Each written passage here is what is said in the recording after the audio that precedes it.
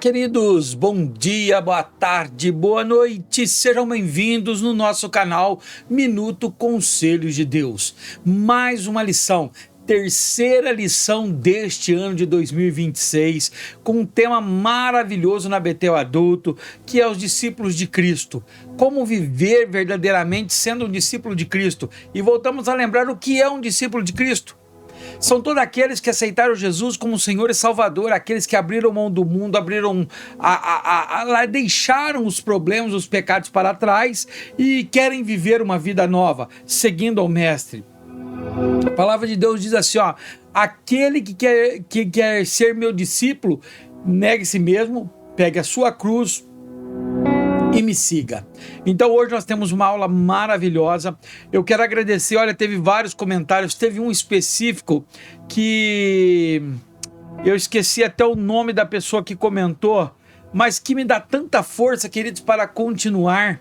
Publiquei até nas minhas redes sociais, que são um tipo de comentário desse que nos incentiva a continuar. Porque não é fácil, nós precisamos de tempo para estudar, de tempo para gravar, de tempo para formatar, e são 2 aulas, Betel Adulto e A Viver Mais. Então o que eu posso pedir para você é unicamente que me ajude compartilhando esses vídeos, para que mais e mais pessoas sejam atingidas ou impactadas com estas aulas, para que possa ter a certeza de um novo conteúdo. Lembrando que as minhas aulas, muitas pessoas vão dizer que é só leitura, eu gosto de ler, eu gosto de falar parte por parte da nossa leitura. Eu gosto de colocar todos os versículos, que a maioria dos professores e alunos não consegue parar para analisar todos os versículos. Comigo é o seguinte, a aula é mais completa, pode ser um pouquinho mais demorada, mas é do começo ao fim, sem pular nada, com testemunhos, com uma parte diferente, que eu espero que esteja sendo suficiente para te ajudar nas próximas aulas.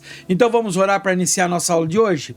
Querido Deus, maravilhoso Papai, obrigado, Senhor, mais uma vez por esta aula, mais uma vez, Senhor, por estar conosco, nos dando esta rica oportunidade. O que eu te peço é que ajude todos que estão aqui comigo, Senhor, assistindo, abençoe cada um, abra as áreas de entendimento, de sabedoria, que o Espírito Santo continue sendo o nosso professor, o nosso ajudador, que ao término dessa lição, Senhor, nós possamos ter alcançado mais pessoas, mais lares, Senhor. Eu sei, Pai, que muitas vezes é difícil a pessoa ficar até o final, mas eu sei que se a aula for boa e o Espírito Santo falando conosco, vamos todos juntos até o término. Em nome de Jesus, amém e amém. Vamos então, já perdi tempo demais aqui falando, né? Agora nós vamos lá. Betel Dominical Adulto. Então o tema deste trimestre, primeiro trimestre de 2026, os discípulos de Jesus, crescendo em maturidade espiritual e vivendo a missão até a eternidade com Cristo. Ou seja, não pensa que discípulo de Cristo tem...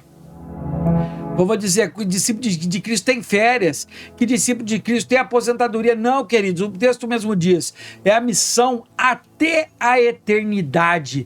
Enquanto eu viver, mesmo que a minha boca não pronuncie, o meu corpo, os meus gestos têm que testemunhar que eu sou discípulo de Cristo. Lição de hoje será aplicada nas igrejas no dia 18 de janeiro, é a lição 3, e o tema dela é os compromissos dos discípulos de Cristo.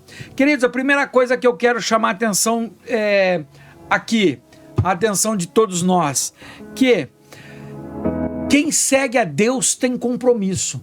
Se a pessoa não tem compromisso, verdadeiramente ela não aceitou Jesus, verdadeiramente ela não tem nada, queridos. Porque o primeiro passo para ser um discípulo de Jesus é compromisso. Ela tem que ter compromisso. Vamos lá então, texto áureo. Então eles, deixando logo as redes, seguiram-no. Mateus 4:20, lembra desse texto? O chamado dele, Jesus chega para ele e fala assim, olha, eu vou te fazer pescador de homem, deixa aí as tuas redes. Eles não pensam 2 vezes, eles não titubeiam, eles não imaginam o que pode dar certo ou não. Simplesmente eles ouvem o chamado do mestre, reconhecem o poder do chamado e deixa as redes e vai. Verdade aplicada. O discípulo deve honrar. Vamos lá pegar já o nosso marca-texto para sem preguiça marcar aqui, ó. os discípulos devem honrar o seu compromisso com Cristo, seguindo pelos caminhos que ele direciona. Queridos, o compromisso não é comigo, o compromisso não é com o pastor da tua igreja, o compromisso não é com o superintendente da tua EBD, o compromisso é com Cristo. Quando você aceitou algo, você fez um compromisso com Cristo. Por isso, queridos, que é muito, mas muito importante tomar determinadas decisões. Quando eu aceito algo, aceito um convite, desculpa, queridos, eu tenho que entender que eu tenho um compromisso. Compromisso, queridos, é como uma aliança. Eu não posso voltar atrás. Se eu disse sim, disse sim para o Senhor, não foi para o líder, para o pastor, foi para o Senhor. Por isso que Colossenses 3:23 vai dizer assim, ó, tudo que fizer, tudo, seja na igreja, seja no teu trabalho, seja na tua casa, faça como se fosse ao Senhor, porque é dele que virá a recompensa. Entendeu a importância dessa palavra compromisso? Olha os objetivos dessa lição: reconhecer a relevância do chamado, ressaltar que o compromisso é a base do discipulado, e terceiro, conhecer a importância de viver segundo a ética ensinada por Cristo. Texto de referência, Mateus 4 e tem Mateus 28. Então, Mateus 4 diz assim, ó: e Jesus, andando junto ao mar da Galileia, viu a dois irmãos, Simão, chamado Pedro, e André, os quais lançavam as redes ao mar, porque eram pescadores. E disse-lhe: vinde após mim, e eu vos farei pescadores de homem. E 21. E adiantando-se dali, viu outros dois irmãos, Tiago, filho de Zebedeu, e João, seu irmão, num barco com seu pai Zebedeu, consertando as redes, e chamou-os. Olha que até o versículo que pula aqui é o versículo inicial nosso ali, ó. E deixando a rede, o seguiram. Abriram mão de tudo para seguir um compromisso. Quando você aceita um cargo, quando você aceita ser obreiro na casa do Senhor, uma liderança, um serviço, você está abrindo mão de muitas coisas suas para viver o propósito e o compromisso com Deus. Mateus 28, 19 e 20 vai dizer: portanto, ide, que é o nosso chamado universal, ensinai, e isso é muito importante, ensinai. Para me ensinar, eu preciso aprender, ou seja, para que eu fique em pé e possa ensinar, eu preciso sentar para aprender. Ensinai todas as nações, batizando-as em nome do Pai, e do Filho, e do Espírito Santo. 20. Ensinando-as a guardar todas as coisas que eu vos tenho mandado, e eis que eu estou convosco todos os dias, até a consumação dos séculos. Queridos, eu quero chamar a atenção para você, professor e professora, preste atenção. No chamado universal, na grande comissão, que essa parte do texto aqui é conhecida como a grande comissão. O que significa isso? Jesus nos comissionou, tanto eu quanto você, como teu aluno, como qualquer pessoa da igreja, a cumprir uma ordenança, uma ordem dele: ide por todo mundo, ensinando.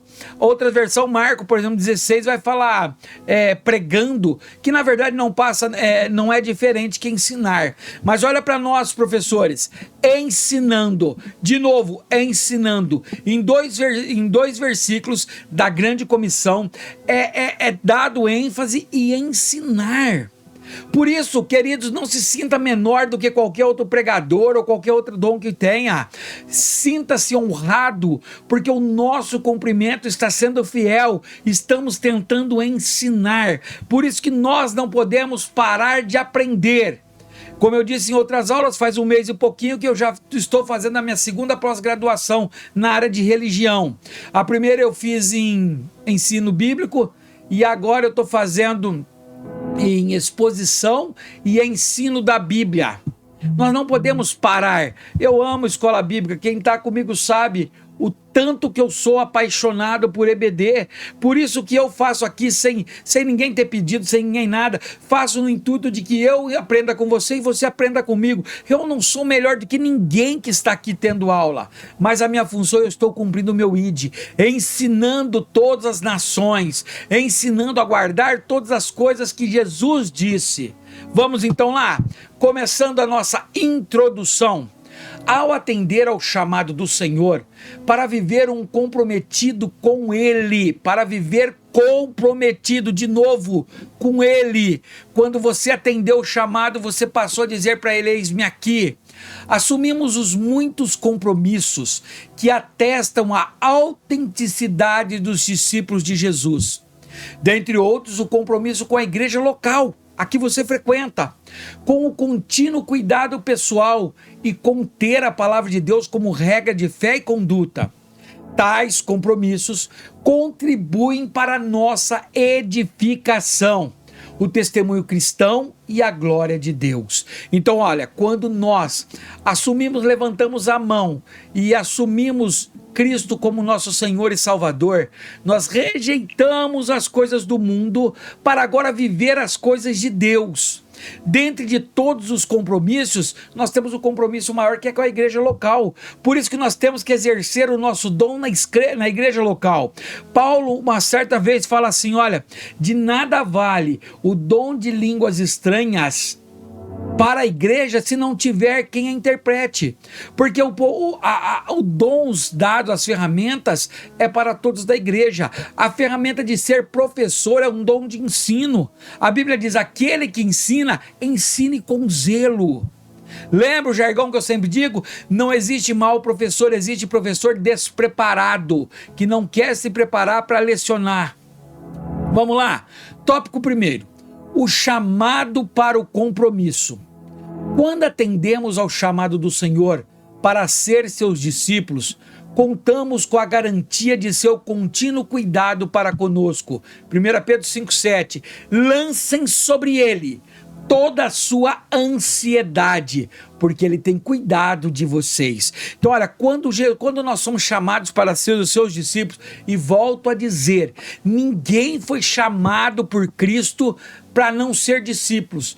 Todos nós somos discípulos e seguidores de Cristo. A partir do momento que eu reconheço que eu preciso dele, que eu não consigo viver sem ele, eu me torno um discípulo. E ele não chama um discípulo para ficar sentado num banco de igreja. Ele não chama o discípulo para ficar numa rede. Ele não chama o discípulo para só trabalhar para o mundo. Mas ele chama um discípulo para viver a glória de Deus, testemunhar o nosso modo de ser cristão.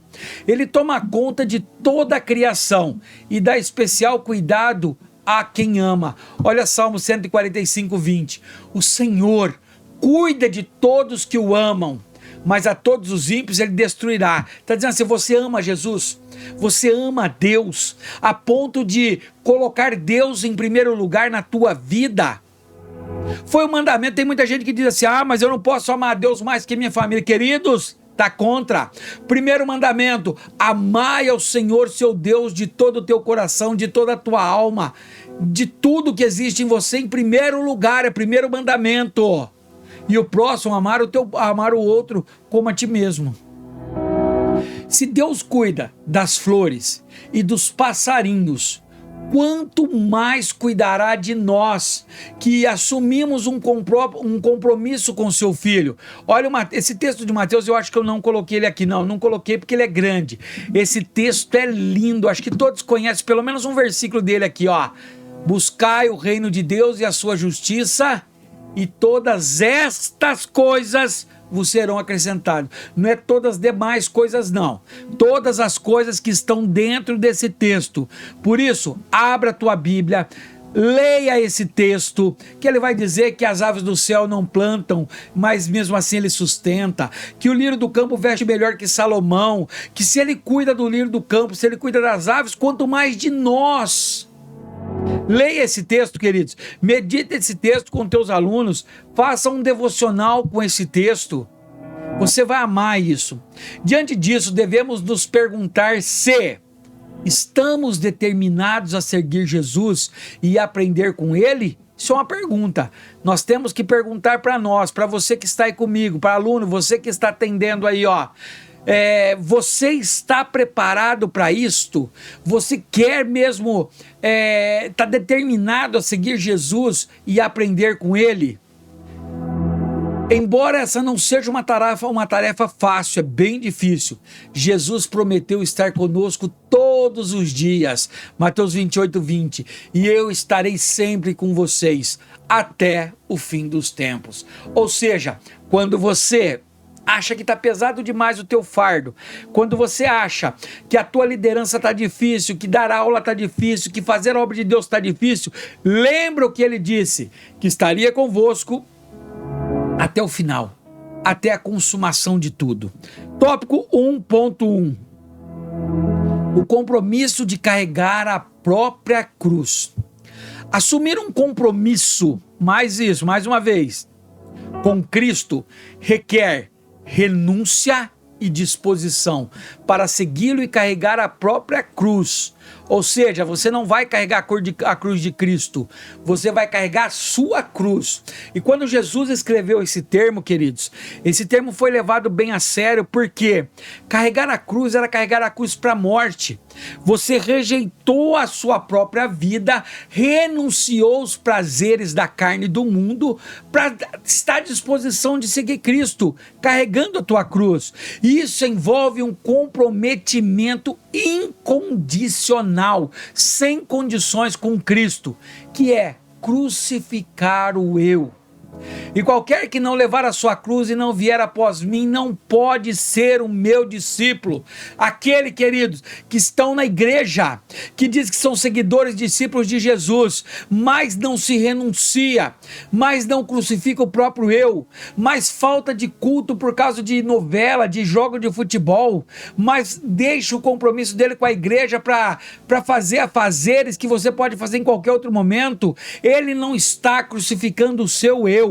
Significa que ele não é um discípulo verdadeiro de Cristo, e a chance dele ficar é muito grande. Jesus estava dizendo que para segui-lo, precisamos nos submeter à disciplina do Evangelho e não desistir da jornada cristã, independente da circunstância. A palavra de Deus diz assim, que Deus não sente prazer daquele que abandona, do que volta atrás, do que abandona a sua fé. Carregar a cruz não é, olha, presta atenção, carregar a cruz não é abandonar todos os sonhos e projetos.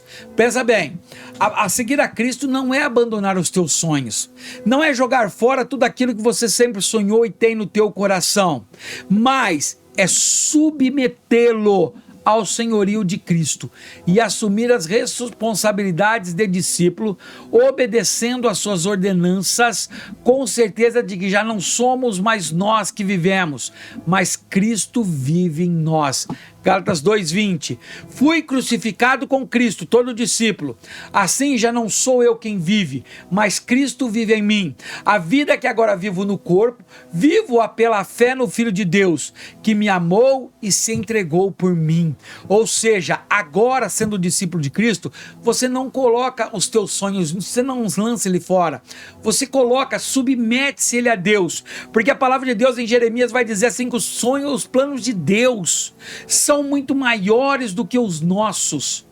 Quando eu me submeto o meu sonho a Deus, Ele me ajuda a executar, e não ajuda a executar ele simples como eu sonhei, vai ser muito melhor. 2 Coríntios 2:9, os meus olhos não viram, os meus ouvidos não ouviram, nem chegou ao meu coração ou mente, tudo aquilo que Deus tem preparado para aqueles que amam o Senhor, segundo o seu propósito. Olha que poderosa essa palavra, queridos. Olha o comentário do bispo Eudes José do Carmo. Levar a sua cruz. Quando Jesus falou sobre levar a cruz, a multidão sabia que se tratava de um instrumento de pena de morte, comumente utilizado entre os romanos para os escravos criminosos. Num sentido figurado, significa enfrentar sofrimentos, provações, reprovação por parte da sociedade, vergonha e expor-se à morte. Um homem condenado carregava a cruz até o local onde seria executado. Ou seja, levar a cruz é crucificar o eu. Entre outros textos, diz: tome cada dia a sua cruz. Lucas 9, 23. Diariamente, os discípulos de Jesus renova a sua entrega incondicional a Ele.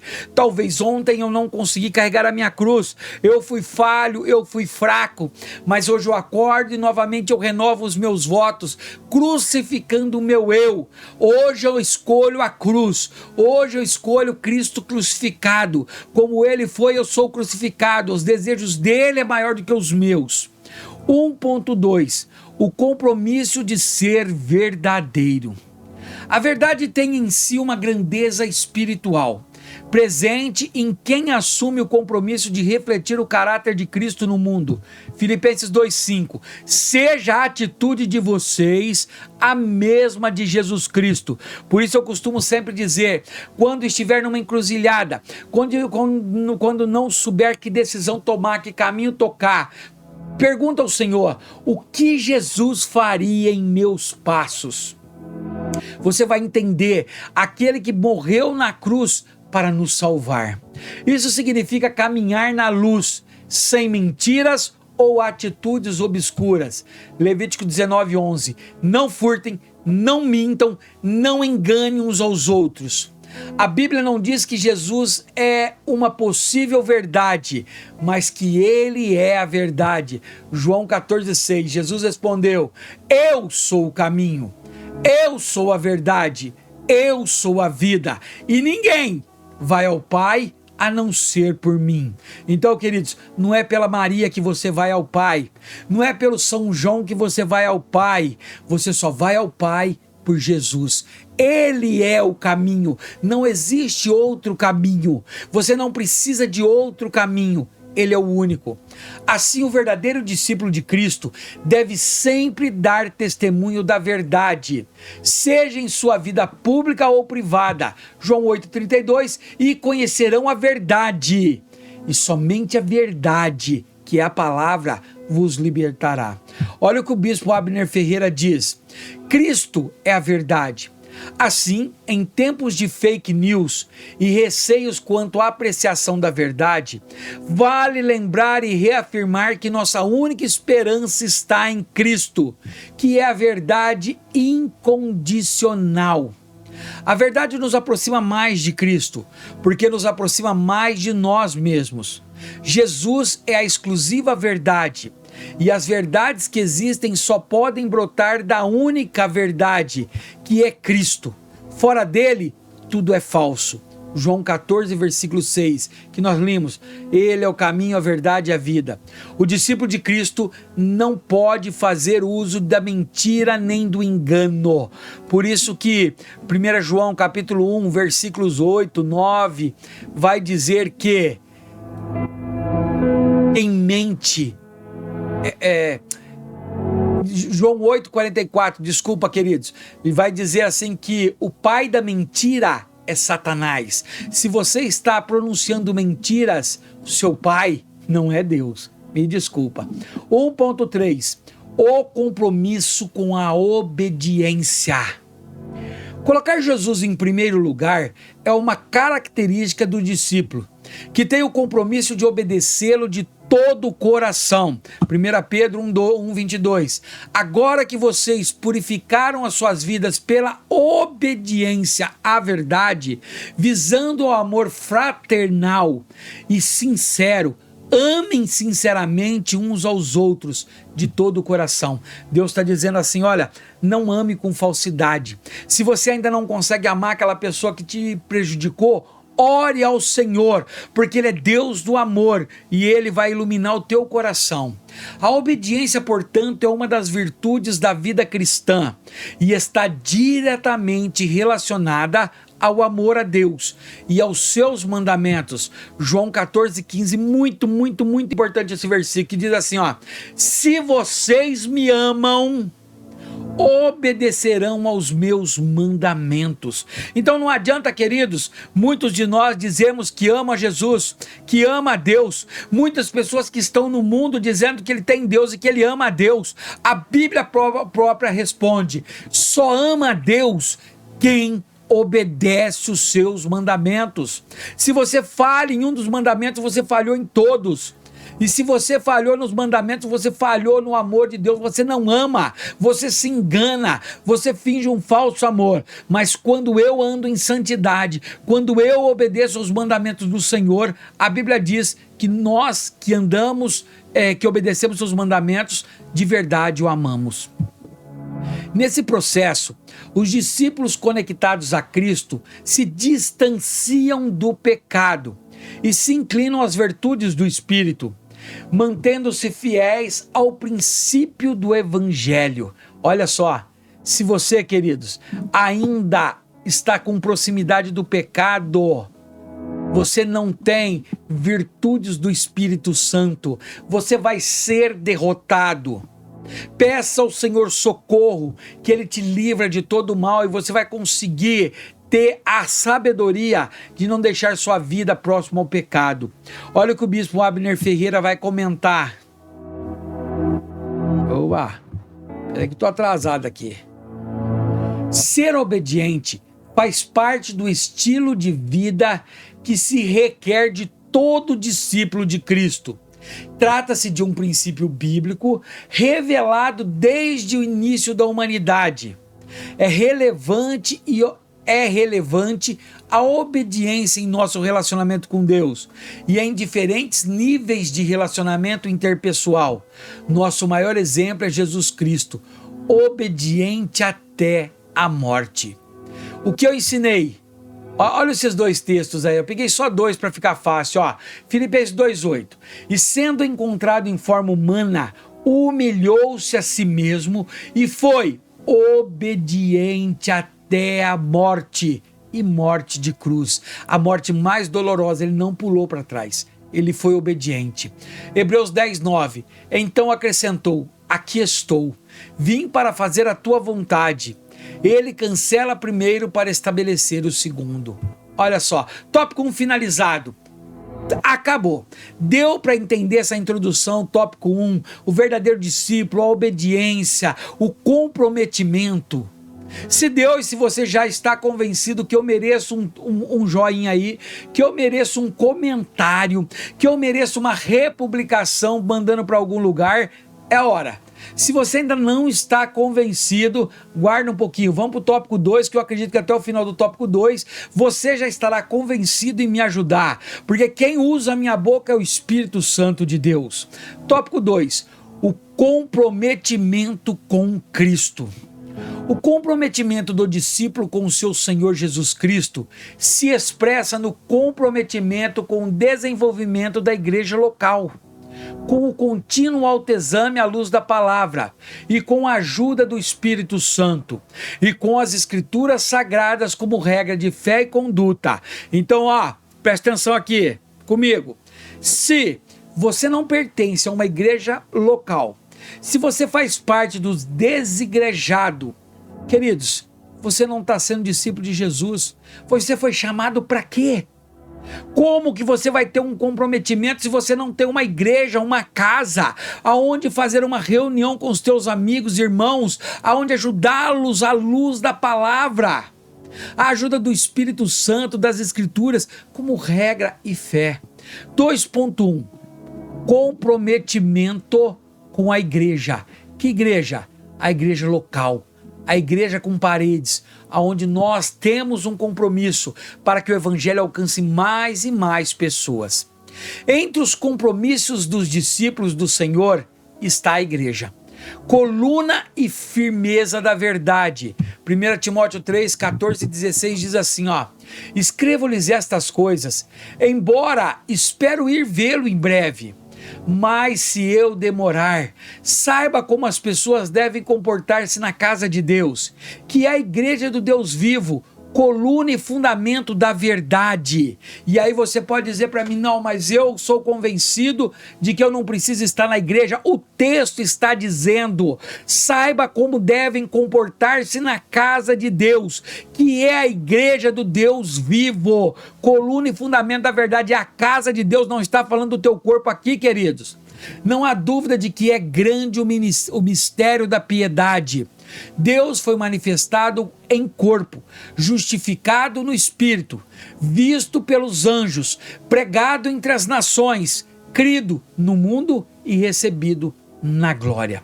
A igreja é o corpo de Cristo, cujos membros diferentes e diversos exercem diferentes funções. Romanos 12, versículo 4 e 5.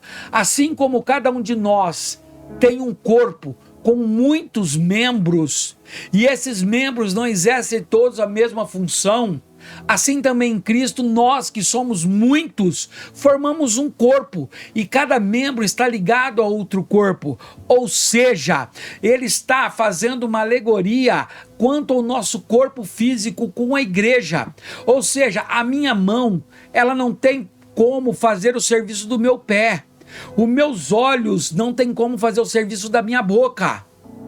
Isso é na igreja. A igreja não vive só com uma pessoa. Ela é a união de várias pessoas, como se fosse o corpo, para formar o corpo perfeito de Cristo. A adequada atuação de cada parte do corpo o faz crescer e se desenvolver. Efésios 4,16 vai dizer: dele, todo o corpo, ajustado e unido pelo auxílio de todas as juntas, cresce e edifica-se a si mesmo em amor, na medida em que cada parte realiza a sua função. Então eu quero adiantar para você, se você é professor, você é professor. Não tente usurpar o cargo de outra pessoa.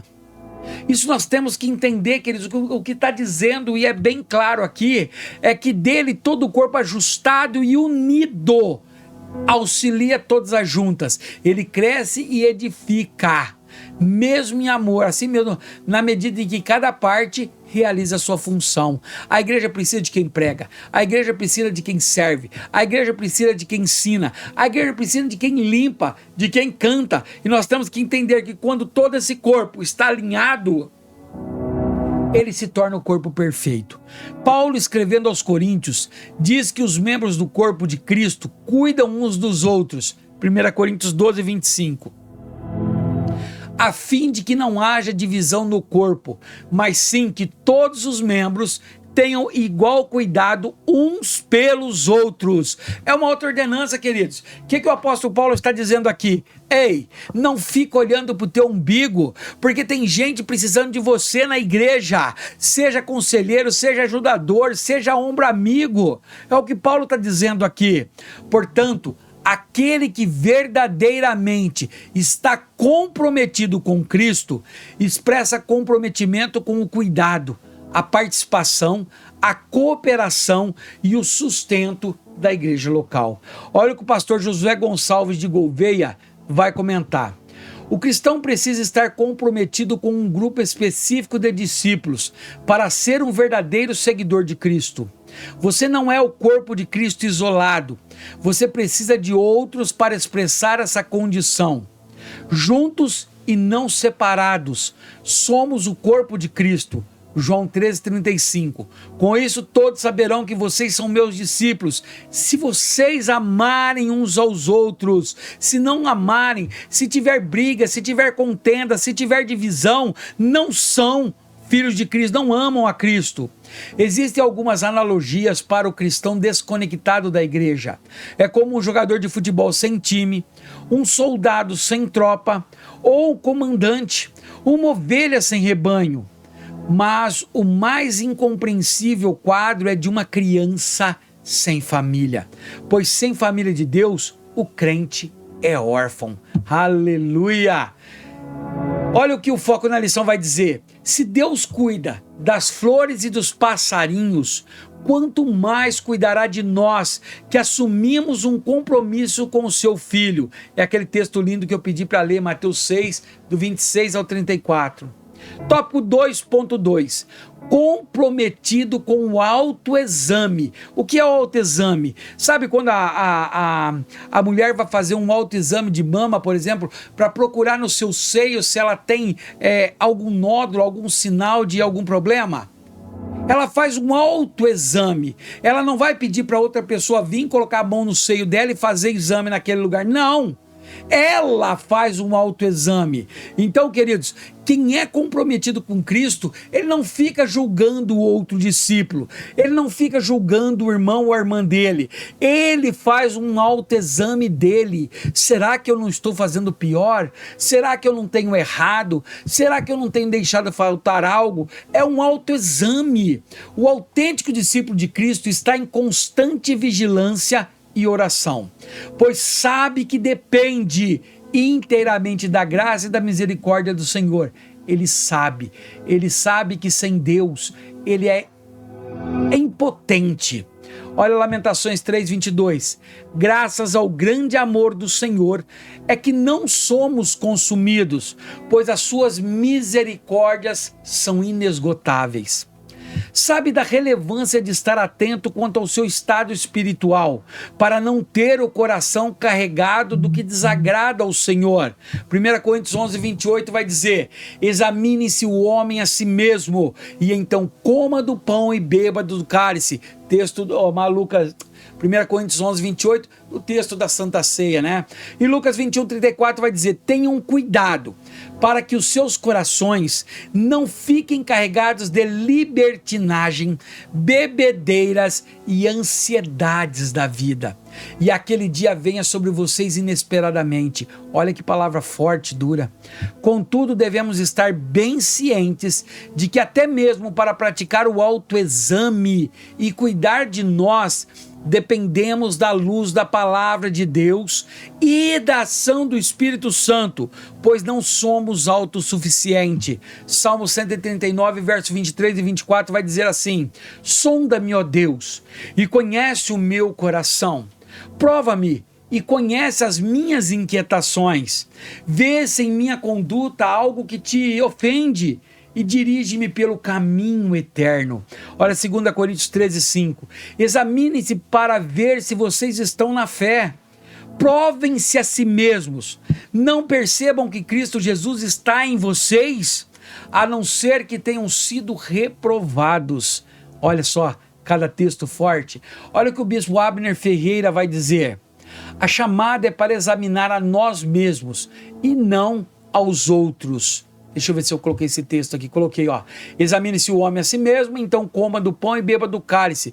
Pois quem come e bebe sem discernir o corpo do Senhor, come e bebe para a sua própria condenação. Fazer um autoexame, uma análise minuciosa, uma introspecção. É necessário ter uma consciência verdadeira para examinar a si mesmo. A consciência é o maior tribunal que existe. E o fórum é o nosso interior. Quando esse tribunal se corrompe ou fica cauterizado, não julga mais nada. A consciência foi dada ao ser humano para ele discernir entre o certo e o errado, o justo e o injusto, o fiel e o infiel, o verdadeiro e o falso. Paulo deu instruções a Timóteo, seu filho na fé. Timóteo, meu filho, dou-lhe esta instrução, segundo as profecias já proferidas a seu respeito, para que seguindo-as, você combata o bom combate, mantendo a fé e a boa consciência que alguns rejeitaram e por isso naufragaram na fé. Amém, queridos? Comprometido com o autoexame, se autoexaminou? Vamos agora por 2.3. Comprometidos, agora o mais importante, né? Um dos mais importantes, todos são, mas comprometidos com a palavra.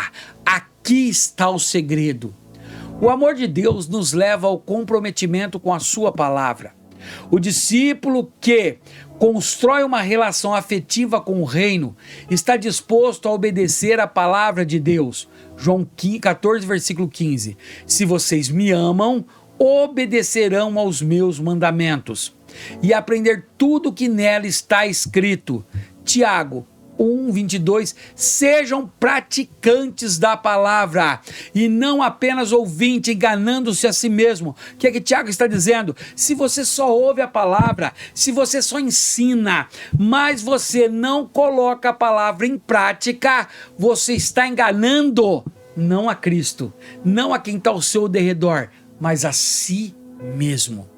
Quanto mais cultivamos a leitura e a meditação na palavra de Deus, mais nos aproximamos de Deus e vamos vencendo as investidas do maligno. Então, olha, queridos, o segredo para vencer as investidas de Satanás é cultivar a leitura e a meditação na palavra de Deus.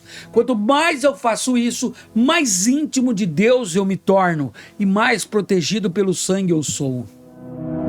Olha o que o bispo Abner Ferreira vai dizer.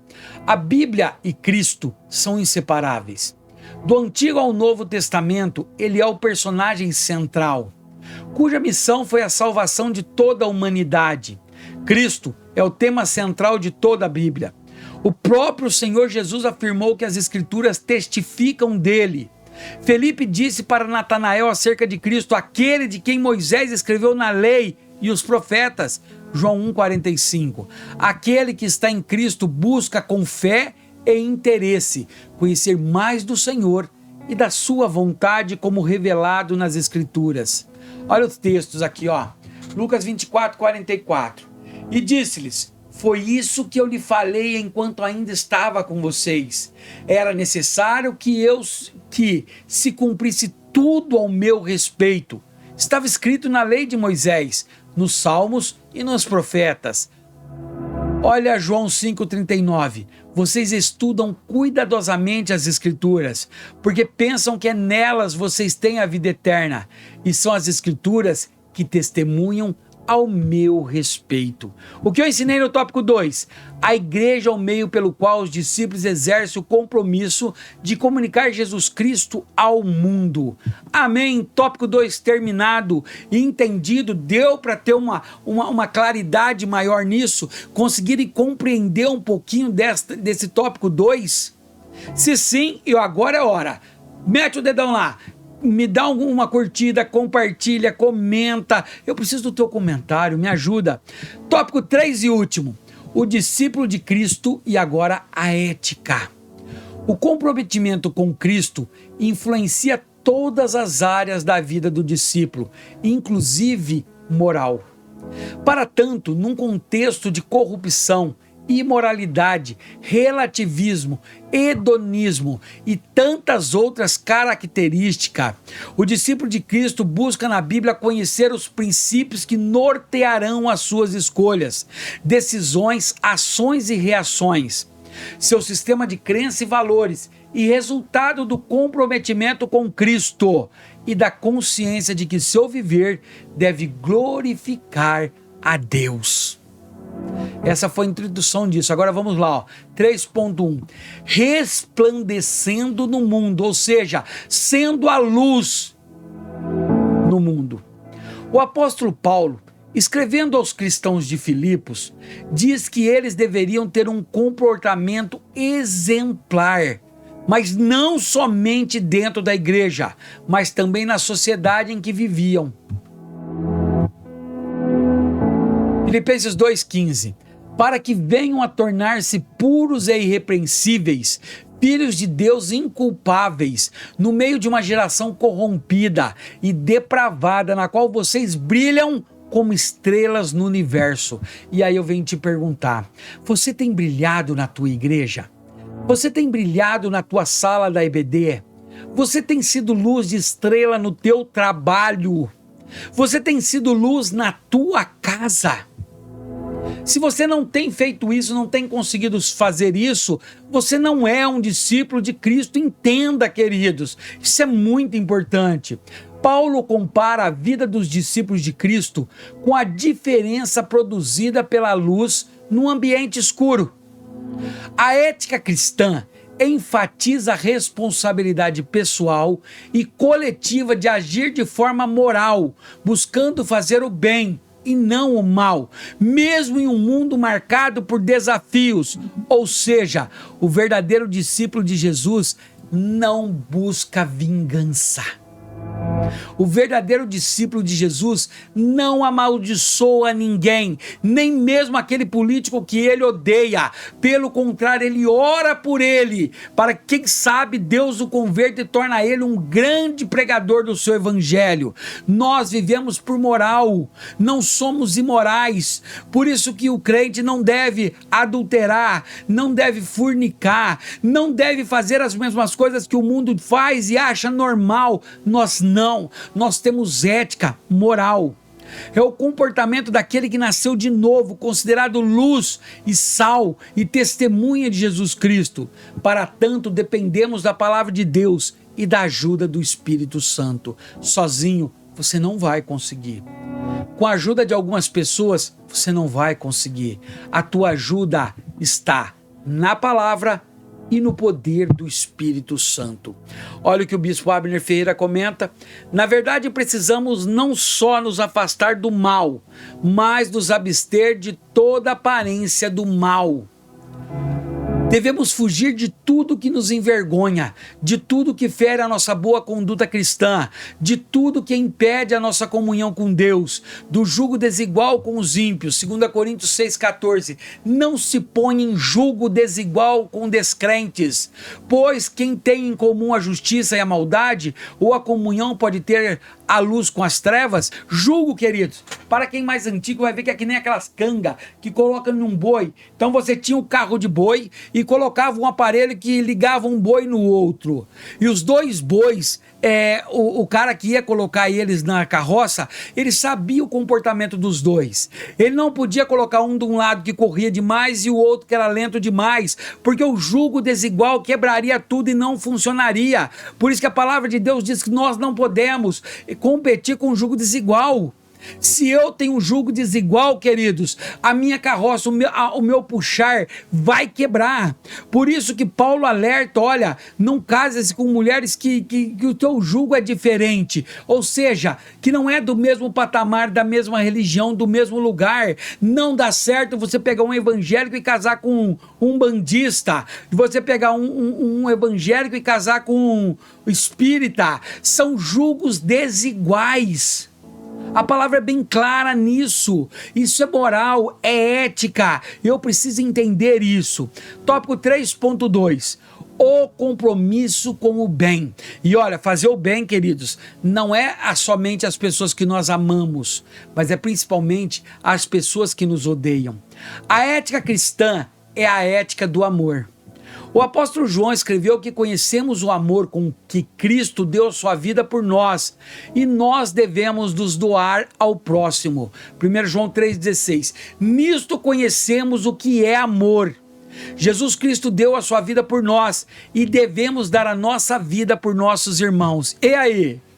Você daria a sua vida por aquele que te atazana?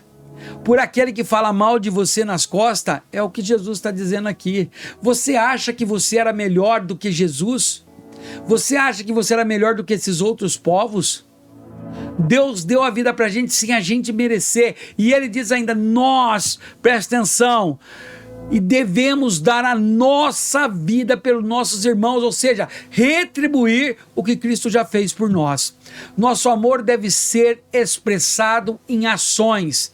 1 João 3,18. Filhinhos, não amemos de palavra nem de boca, mas em ação e em verdade, perseverando em fazer o bem. Gálatas 6,9. E não cansemos de fazer o bem, pois no tempo próprio colheremos. Só colheremos se não desanimarmos. O apóstolo Paulo aconselha os discípulos de Cristo a evitarem o mal e se apegar ao bem. Romanos 12,9. O amor deve ser sincero. Odeiem o que é mal, mas apegue-se ao que é bom. Portanto, Deus nos chama a abrir o coração para o amor leal e abnegado. 1 Coríntios 4,6. O amor é paciente, o amor é bondoso, não inveja, não se glorie, não se orgulha, não maltrata, não procura os seus interesses, não se ira facilmente, não guarda rancor. O amor não se alegra com a injustiça, mas se alegra com a verdade. Olha o que o pastor Israel Maia diz: a fraude no coração dos que maquinam o mal. Em Romanos 2, 6 e 7, Tá lá, ó. Deus retribuirá cada um conforme o seu procedimento.